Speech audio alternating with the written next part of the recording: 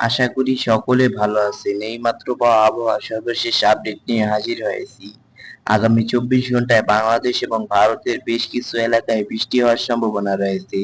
চলুন দেখে আসি কোথায় কোথায় হতে পারে এই বৃষ্টি।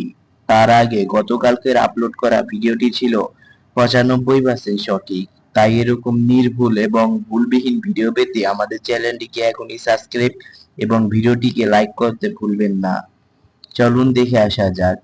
আজ সন্ধ্যা ৬টা থেকে রাত ১২টা পর্যন্ত ভারী বৃষ্টি হতে পারে সিলেট, মৌলভীবাজার, হবিগঞ্জ, সুনামনগর, খাগড়াছড়ি, রাঙ্গামাটি।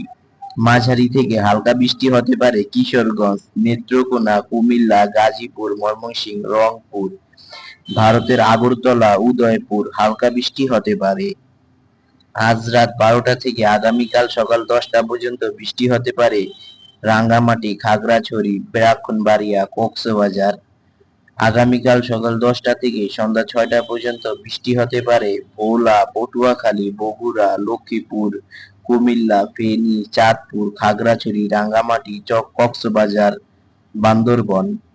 এ সময় ঢাকায় বৃষ্টি হওয়ার সম্ভাবনা ৪০% এবং না হওয়ার সম্ভাবনা ৬০%। এ সময় ভারতের বেশ কিছু অঞ্চলে ত্রিপুরা, কলকাতায় বৃষ্টি হওয়ার সম্ভাবনা নেই।